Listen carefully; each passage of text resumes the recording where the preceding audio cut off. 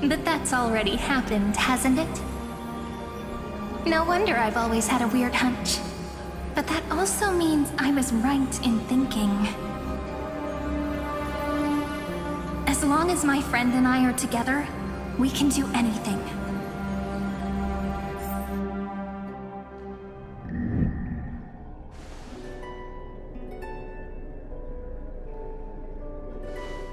Long time no see, friend.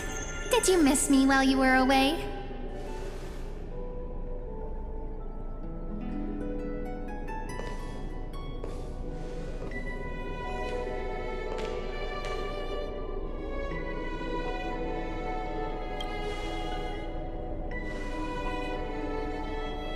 Yep, 1,000 years was such a long time.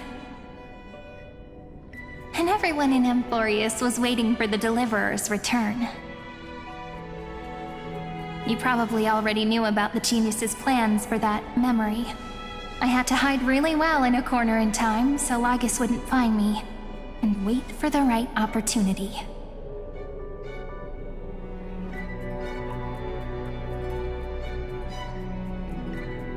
Which is now. The moment when his manifestation in this world is destroyed, and his twin timelines are intersecting.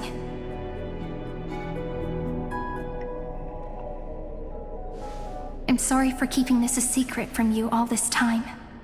I'll tell you the entire, unedited story of this millennium as an apology, after this is all over.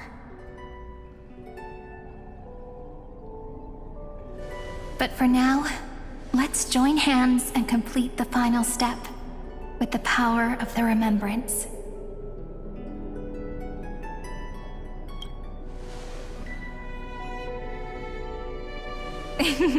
Yep. By the way, speaking of joining hands...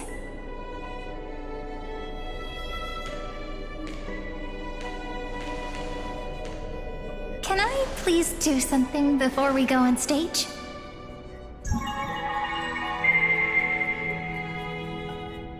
Remember the joke we made back at the Grove? Look! Aren't my hands pretty now? What a fascinating feeling. Like countless memories all swelling up at once. What about you? What did you feel when we touched each other? Really? That makes me really happy. If memories can move people, then it must have been a happy memory, right? Now, please remember what you're feeling right now. Write it down in your heart and keep it there. Memories you want to treasure will never fade away. Even if immersed in the long river of time, these memories will still leave traces of their existence. So, if the view in your memory ever grows fuzzy, just reach out and touch it. It's like reading bedtime stories together at night. It wipes away the chill of passing time, sharpens the outline of memory, and restores its power to nourish the spirit. Now, I'll carry this power with me, and for a little while, I must part from you, as I step into the long cycles of this world. Give me your blessings, friend. Then, let that bright future be as we have written. Then, I'll leave it to you.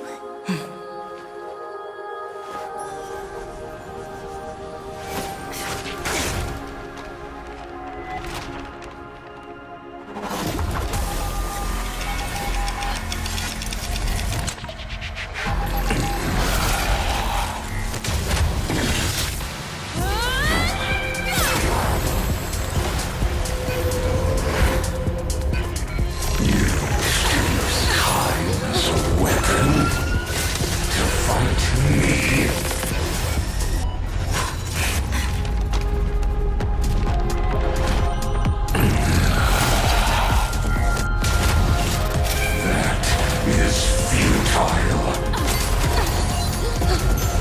existence supersedes and voyages cycles.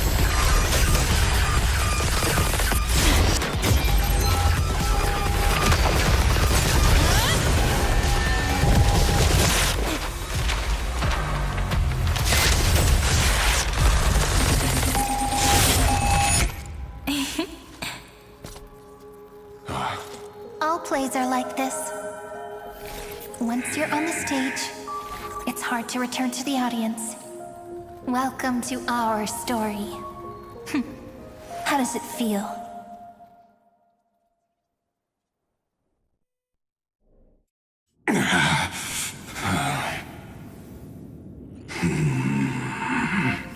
Even the authority of time cannot command the entire scepter, nor can it plunge the Amphorian extrapolation into a loop. If this was no system malfunction, then was I implanted with a mimetic entity of the remembrance? You guessed it right away. As expected from someone people call the first genius.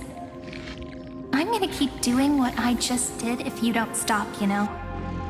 My friend and I won't allow you to leave this memory, no matter what happens. Which means you are now trapped, Lord Xandar. An elegant idea, and an exquisite execution. Regrettably, it is you who are restrained by time, not me. Know that patience is my greatest weapon. Waiting and victory are the same for me. You will crumble before I do in this moment stretched out to an eternity, just like Kazlana will. Yet all I need to do is to wait, as yet another futile bug falls down the cliff and into the bottomless abyss. Now I'm a pink bug? My looks are seriously changing all the time. But you're not wrong. We're definitely not gonna solve the problem if we just put you in another prison.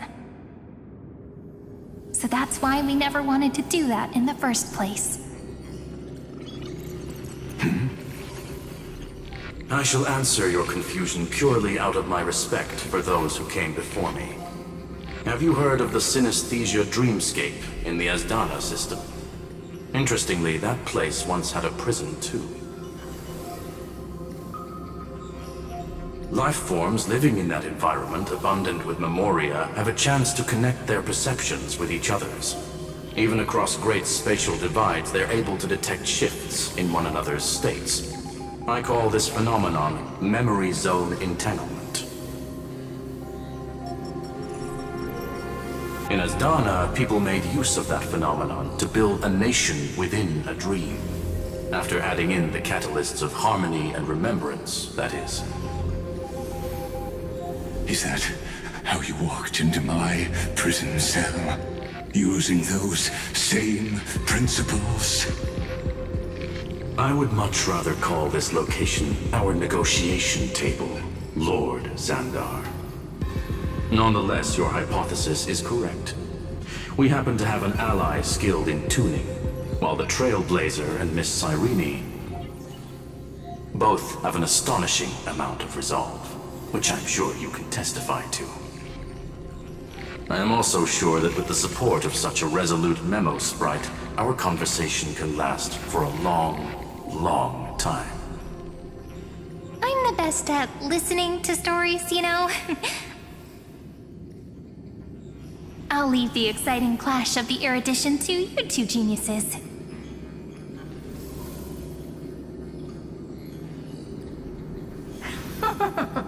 A brainstorm? I like it. And it's 2 against 1? Well, I like it even more. Let's talk, Xandar. Take a guess. How much do you reckon we can dig out of your brain before the next second? And how many ways can we find to deal with you?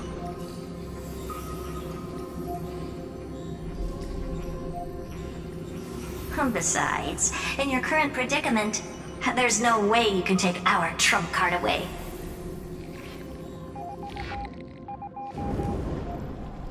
Go, little one. Go. Overturn the Era Nova. Lycurgus disappeared? It seems you had conducted a secret hunt in the depths that even I cannot reach. In that case, go. Swim onward and give this campaign a fitting end. I shall send you off with my song, Greyfry.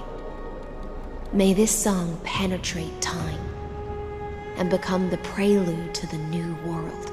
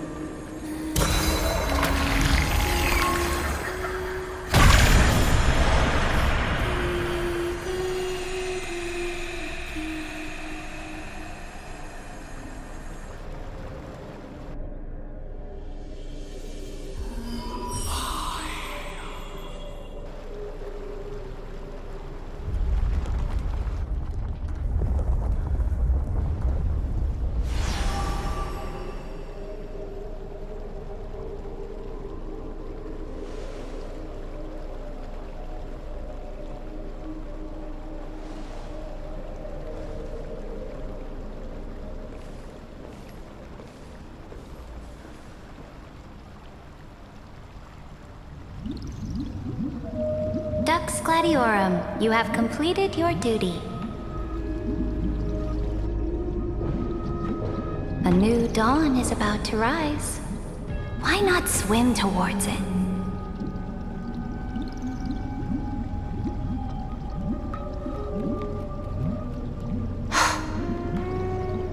You died long ago, Imperator. Depart from my mind. But your duty towards the Imperator did not die with me. That duty will bind you no more. You will be able to hold for yourself one grandiose feast after another in the endless days to come.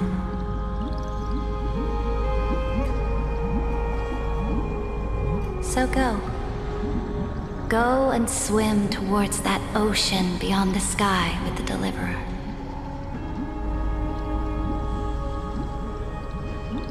Is this? A page out of that sidekick's book. I commanded her to gift this page to you when everything finally reaches the end. What's on this page? Memories. Lifelike memories. That sidekick found me after the bloody feast 1,000 years ago and showed me her diary. I saw within that notebook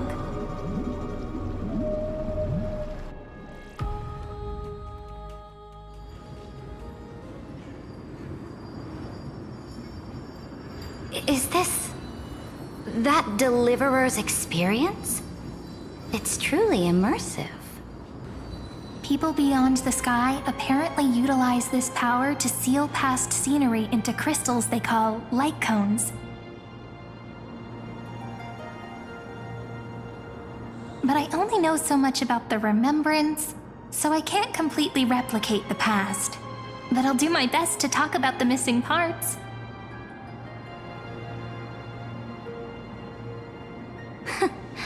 I'm all ears. Go on then. Do your best. But if your chatter gets too boring, or if I deem it offensive, then law will become forever beyond your reach. Got it. I'm sure you'll find this to your liking. After all, it's human nature to want to embark on a journey into the unknown.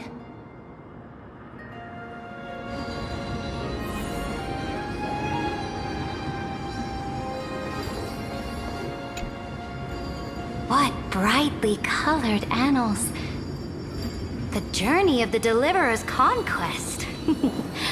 Let me partake in it. Is this a fortress in the sky? This is the first step of my friend's journey among the starry seas. This place is called the Herta Space Station. Just think of it as a supersized grove of Epiphany. Oh, so it's the territory of that witch.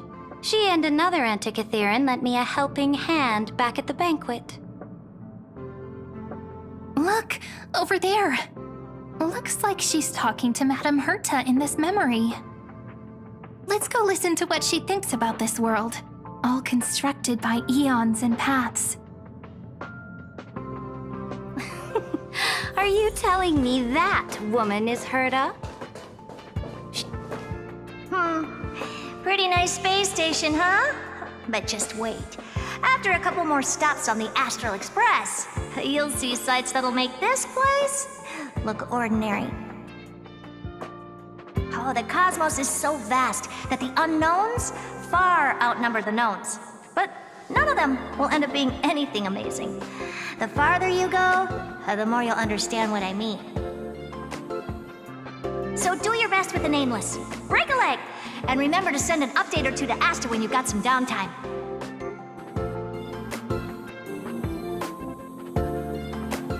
She certainly shares my way of thinking. Only that instead of a conquest through blood and fire, they chose a gentler path. People call Madame Herta and Mr. Screwlum geniuses. Apparently, only the smartest people in the cosmos can receive the blessings of Nous, Amphorius' true creator. Do you mean that even individuals of such nobility are merely subordinates to a god? On the contrary, after all, it was the very first of them who created the god. But I don't really know all the details about that. You might be able to ask Madame Herta herself when you get the chance. Let's go check out some other worlds next, shall we?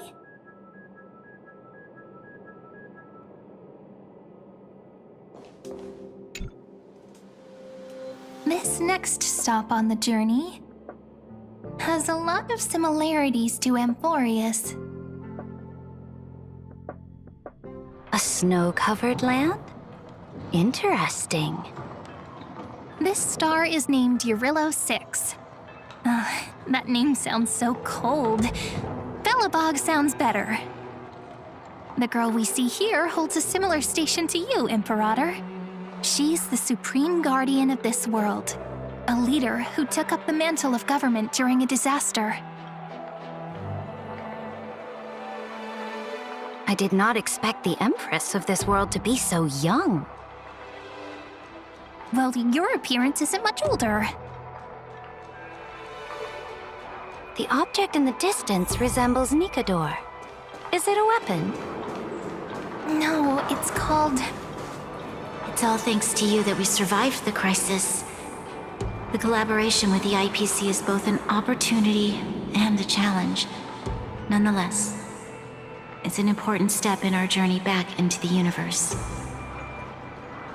This world was sealed beneath its sky just like Amphorius was, and they only managed to reconnect with the stars when the Nameless arrived. That IPC she spoke of, is it a more powerful organization? Yes, the IPC conquered many worlds through trade, and opened up a vast territory that way. There are many such powerful alliances beyond Amphorius, and they all walk on roads different from the destruction. Coming back to the Supreme Guardian and her Belobog, didn't they find a peaceful way to enter the interstellar community? That cannot be true. That IPC would never have grown so big on trade alone. It may pretend to be a wealthy merchant with clean hands, but I am willing to bet that it grew fat on gory oppression and bloodshed. Its path of conquest must have had no mercy for the weak and would have destroyed them if needed. Are you telling me that this snowland never thought about tossing its dignity to the wind and kneeling to the IPC? I will not believe it. I will never allow the Imperator's empire to be sullied by others. Amphorius must become a power so strong that no interstellar foreigner would dare to look down upon us. Imperator, Belobog isn't as weak as you imagine. Listen. I indeed hesitated. But now I understand what we must do. Belobog must learn how to walk on her own until she no longer needs the support of others and can stand on her 2 feet among the stars. Even if I may not live to see it, I believe such a day will surely come. They still have their dignity intact. One day, that hope will melt through the ice and help them into a prosperous tomorrow. But the order of the cosmos is already set in stone. The old laws decree that only the strong survive, binding the weak in an unbroken chain until they wither and turn to dust. Unless they embrace the power of the destruction. Amphorius must shatter the old law and become the new order among the stars. Speaking of the Order, another one of my friend's companions may be able to enlighten you further on that. Let's go to the next page.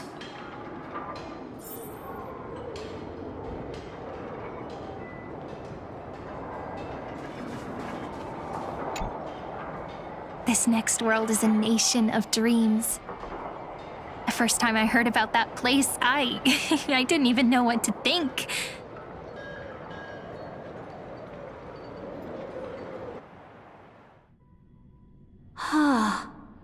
Such opulence does indeed evoke astonishment. This world is called Penacony, an eternal city built upon a land of dreams. It's also my friend's previous stop, where they went through a risky but exciting adventure. Tell me about it then. That man standing afar has wings on his head. I am truly curious.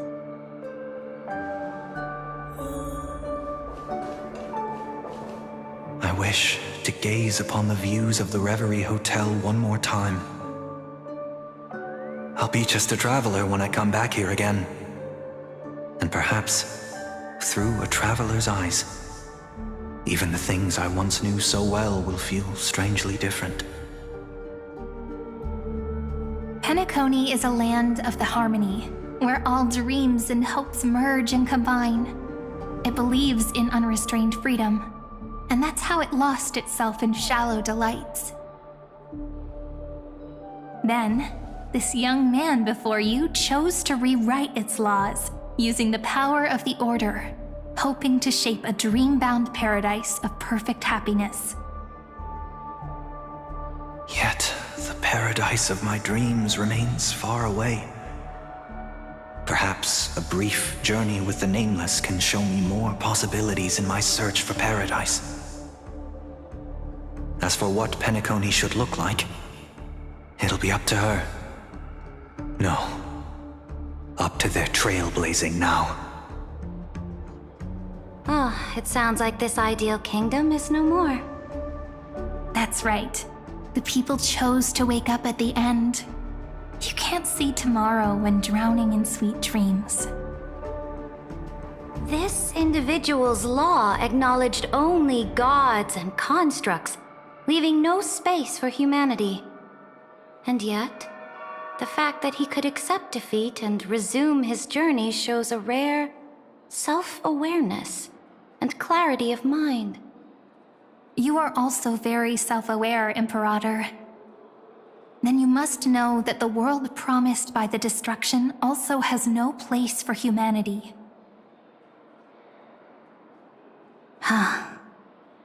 I am indeed very aware of Lycurgus's honeyed words of deceit. I have seen enough. Take me back.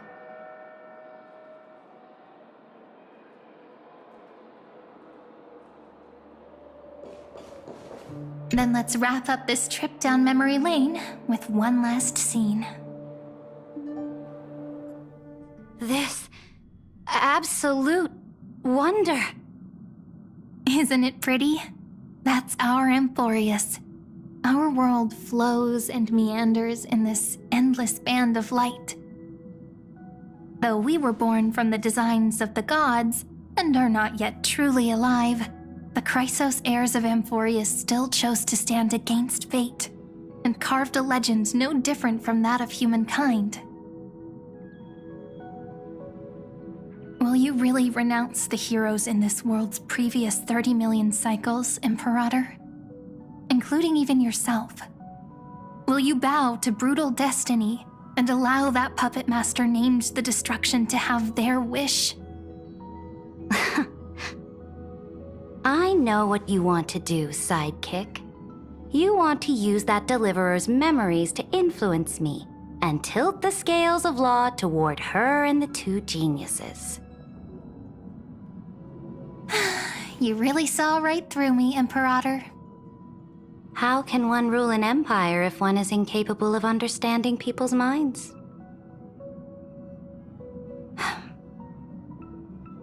I have decided on Law's final destination. However, before I move my next chess piece, before we go on, tell me this, sidekick. Throughout her trailblaze, was there ever a memory of the ocean?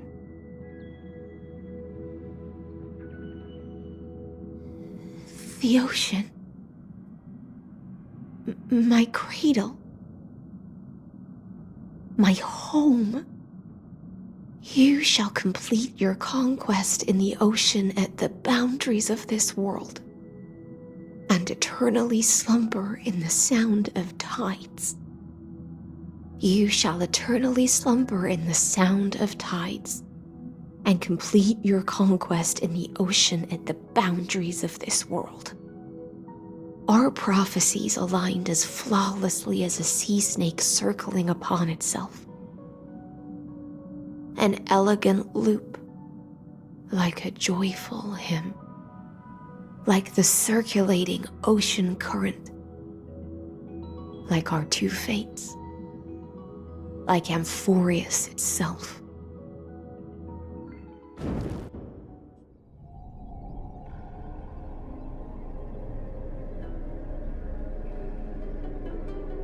The trial is over. So tell me, who will own the divine authority of law?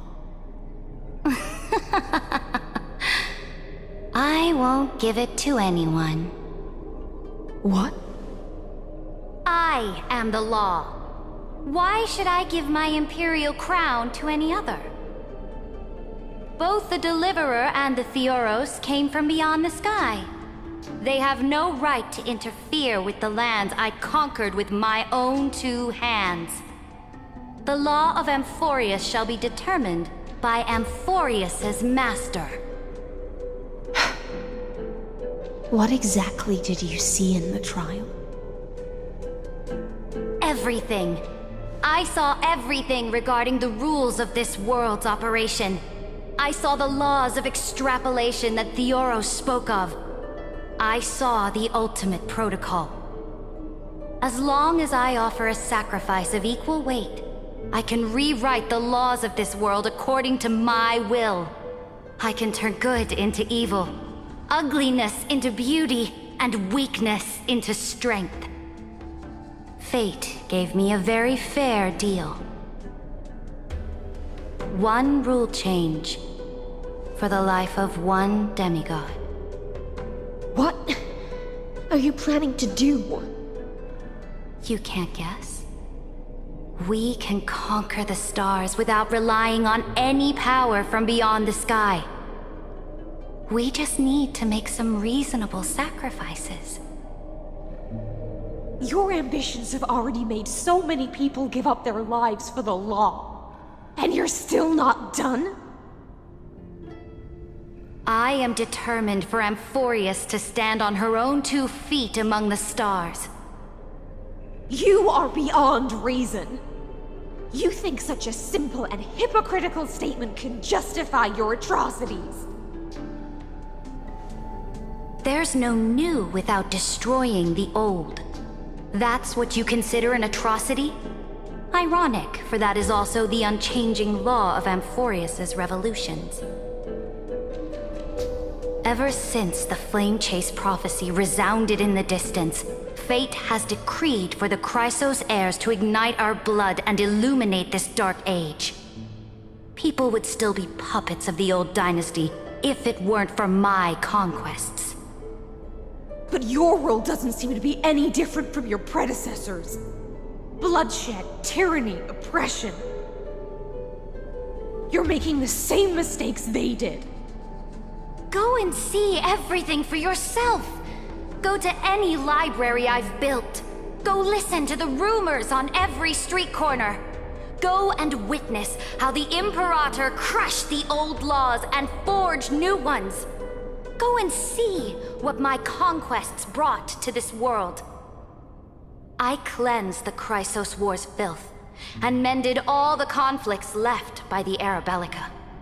I restored Akima's might, and allowed mortals and Chrysos heirs to face each other as equals in the Council. I punished all sins, and rewarded all achievements. I smashed Talantin's shackles, united humankind to save themselves, and started the Flame Chase era. That's what the Imperator has done in her glorious life. So now, hearken to my final words. History will eventually forget Cérydra. But it will never forget the Imperator's people, or the Flame Chase era she began. Final words.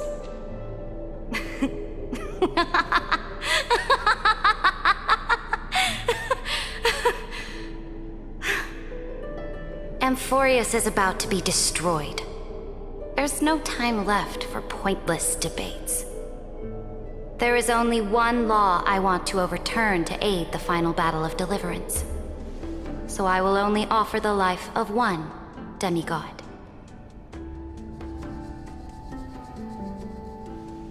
In the name of the Imperator, I command you one last time, Electra. Either sacrifice yourself for conquest, or pierce this tyrant's chest with your sword. Thus, the Imperator concluded her final speech. At the end of her life, at the last moment before she stepped onto the altar, she gave her most loyal subject the choice to decide fate, just as she promised her compatriots before her very first campaign. My blood flows in you now. Heroic compatriots, follow me, and we'll seize fate's reins! The Imperator fell. Some say that the Dux Gladiorum turned traitor and killed her liege. Some say that she imprisoned the tyrant in a shallow pond of water, then left. Which meant the Imperator had to kill herself to rewrite the law. There are countless stories about her death. All we can be sure of is when the knight left the vortex, the Imperator was still mumbling about their past conquests together. The beginning and the end of her existence. Imperator, wait! How could someone of your status come to the front lines? Let me be the flag bearer! The troops defending the pass to the west of the grove, have they surrendered? They ran as quickly as they could when they heard your name. The Golden Cocoon Pass is now in the First Legion's hands. Good. What about the Delosian militia? The Third Legion set fire to the mountains and flattened everything west of the basin. They just need a few more days. That is enough. We cannot afford to miss an opportunity for victory. Lastly, how many Ladonian cannons are left? They are no more. The Second and Fourth Legions have destroyed them all. Very good. They now have no way out, no reinforcements, and no artillery support. We will be able to liberate the Grove of Epiphany in the blink of an eye. We will launch the final charge 1 quint after the curtain fall hour tomorrow. Remember, as long as the Alliance's flag still flies on my shoulders, you must keep moving forward. Take no prisoners among the enemy's soldiers. All sages who resist are to be captured and tried according to martial law. And do not destroy any books. Now go! Notify the entire army! Understood! Those who are resolved to die, we salute you. Reporting in. The Mountain Dwellers are resisting fiercely, and the legendary Mountain Breaker has personally engaged in battle. Their formations are nigh impenetrable. Then cease our frontal assault. Send scouts to all legions and tell them to retreat into the Tritos Plains before the parting hour.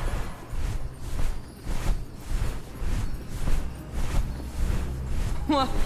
Are you planning to surrender? It's a strategic change of plans. The seismic walking dragon is enough for that battlefield. Walking dragon? You mean that stupid beast, Terravox? What can they even do? Stupid? No. They are the wisest of all of Georgios' creations. Only they can perceive the currents of time. Let them deal with their earthly brethren. We will advance and take the lead in defeating what remains of our enemy. I will deliver the most fiery retribution for the humiliation they dealt us, and crown myself with a god-slaying wreath.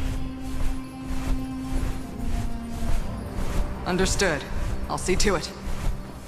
Those who are resolved to die, we salute you. The Temple of the Three Fates sent a letter, Imperator. They refused to surrender, and said this letter is their last warning to us.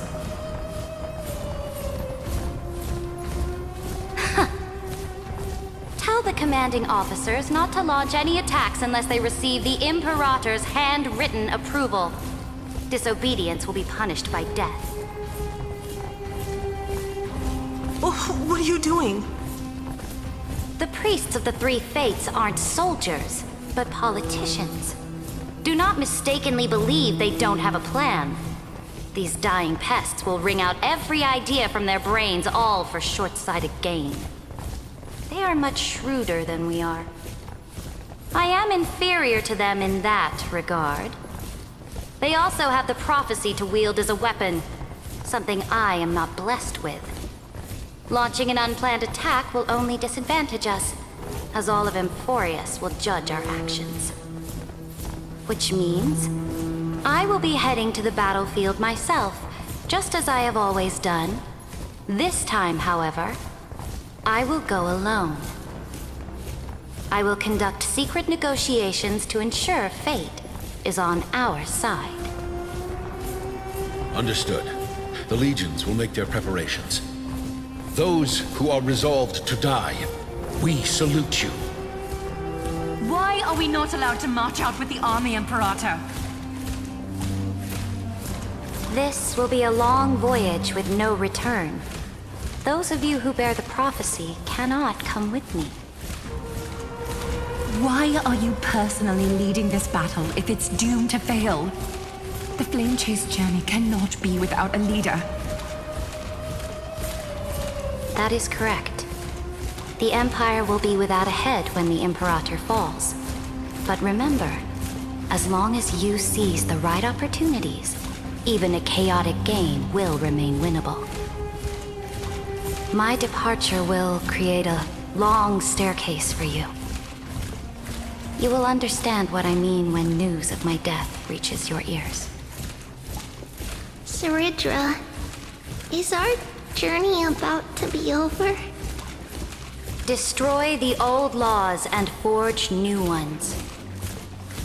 My conquest has reached its limits within the borders of Amphorius. Since the prophecy already decreed that the Imperator would never conquer the stars as she wished, I will bow out here and try no more.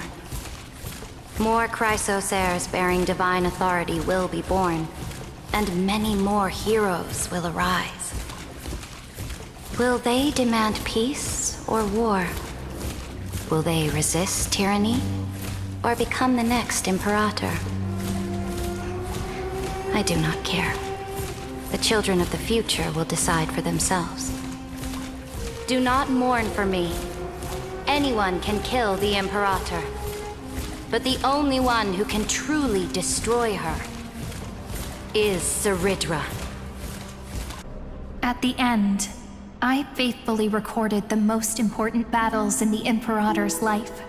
Her conquest was about to be completed at this point in the story. However, for some reason, a memory suddenly entered my mind just as I was about to put down my pen. It was a journey on a fantastical train. I had the honor of having a heart-to-heart conversation with the Imperator under the stars, and I asked her this question at the end of that discussion.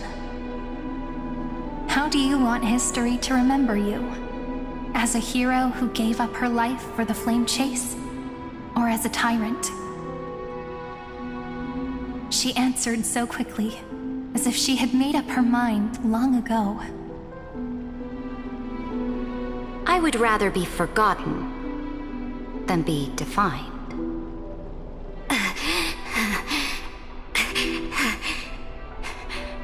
Because the law can be neither eternal nor unchallenged. And only humanity can pen laws into history's pages.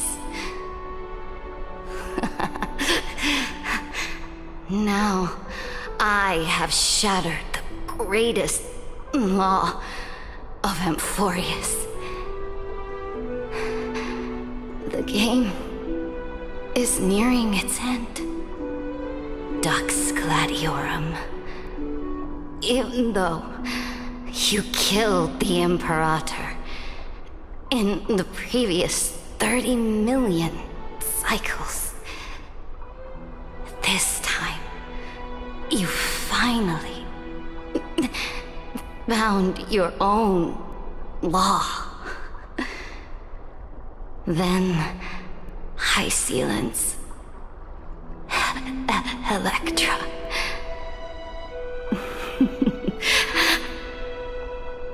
I will ask someone to deliver the prophecy's ocean at the boundaries of this world to you. Will you choose to swim into that ocean? I do not care. Do not care.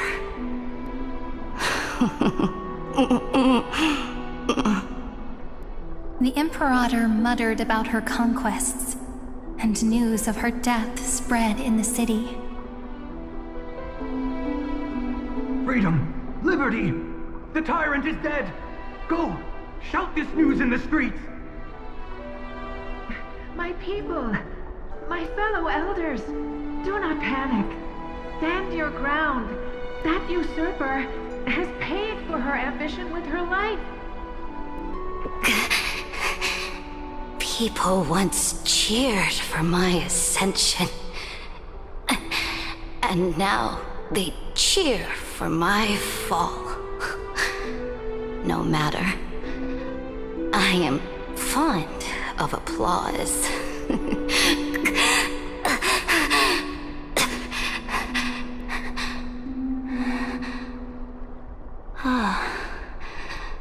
I see the cosmos, the battlefield that I cannot reach. I will return in the next cycle.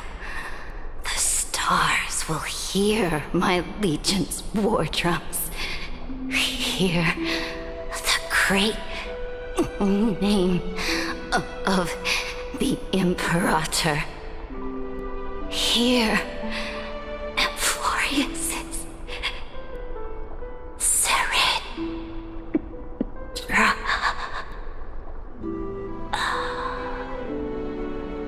To this day, we do not know which rule the Imperator overwrote at the cost of her life.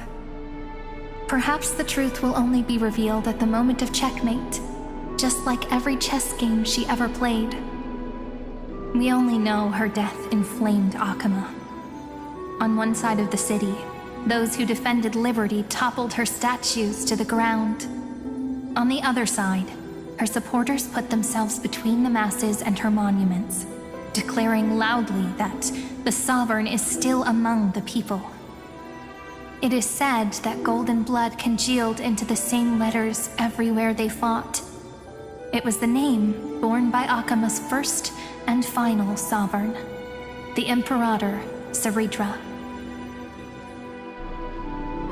But the one who bore that name did not see any of this. Her gaze was cast far away, and the sound of tides in her ears drowned out the people's cries. What was the Imperator thinking about in that prophesized ocean at the boundaries of this world? In that shallow puddle of stagnant water? Was she reminiscing about her past conquests? Or repenting for the millions killed for the flame chase? It was neither.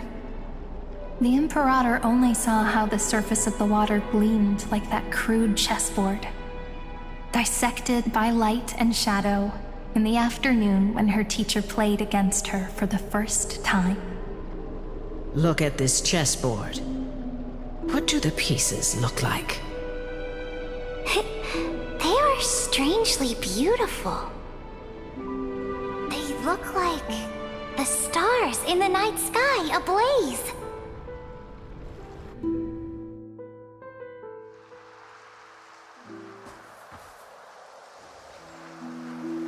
From that page emerged an ocean so vast, so pure, not a single trace of corruption. Is this Cérydra? Electra, my subject. Ever since you walked out of the tainted ocean and pledged yourself to me, I have seen the abyss in your eyes and the emptiness in your heart. That was why I promised you a new ocean, where the Imperator's ambitions would serve as the currents, and loyalty would be its light. Electra, my subject. You have done your duty as my blade. The prophecy has now made its final decree on the road I intend to walk. My conquest is doomed to never reach the stars. But the Imperator never makes empty promises. So take this memory, this ocean, beyond the sky, as witnessed by the Deliverer. This is the final gift that the Imperator can leave for her subject.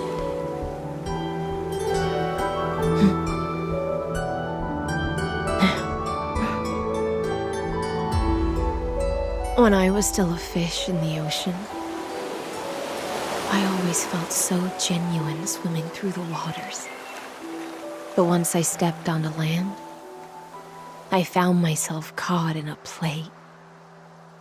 Every land dweller wore a mask in their life.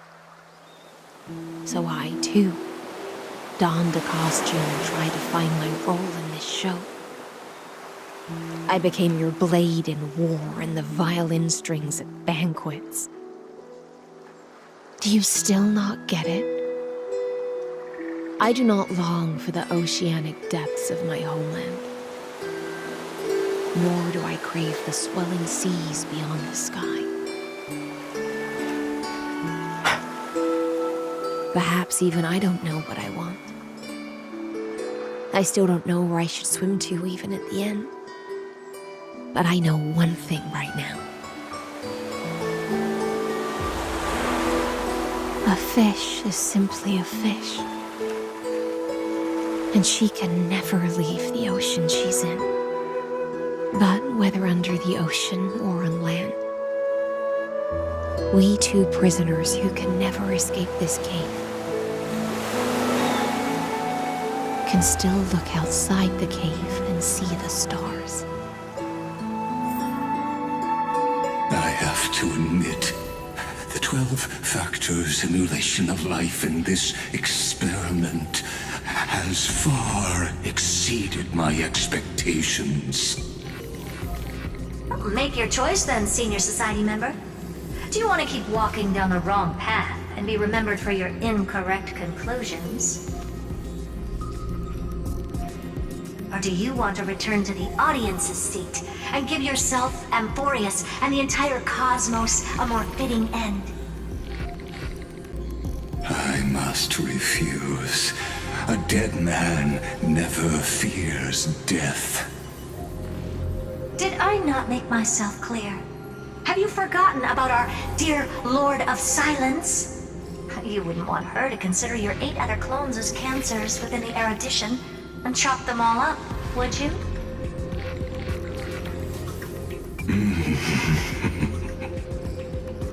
Your logical deductions are vastly different from mine. Therefore, allow me to provide one more academic recommendation. Listen, my peers. Why don't you look beyond this world, just as the Chrysos heirs did?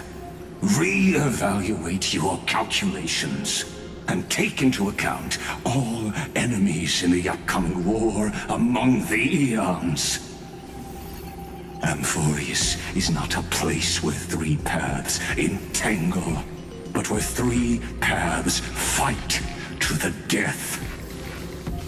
You used Memoria to resist me, but did you not consider the possibility that the Remembrance and their children might have taken this opportunity to join the fray as well?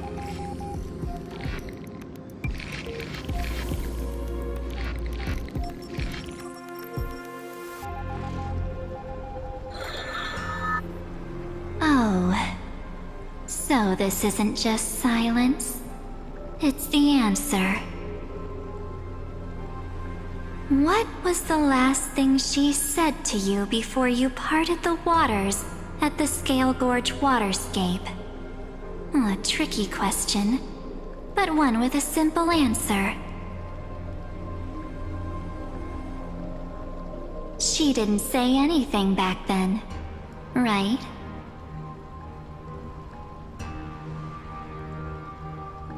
That's correct. And now I'm sure. You are not March 7th. There's no way she would remember that detail.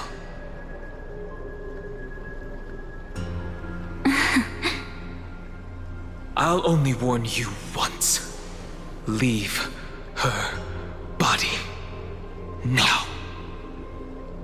How impulsive. That's not like you at all. Why don't you calm down and think about another possibility? I didn't take over March 7th's body. Rather, it's March 7th who regained my memories.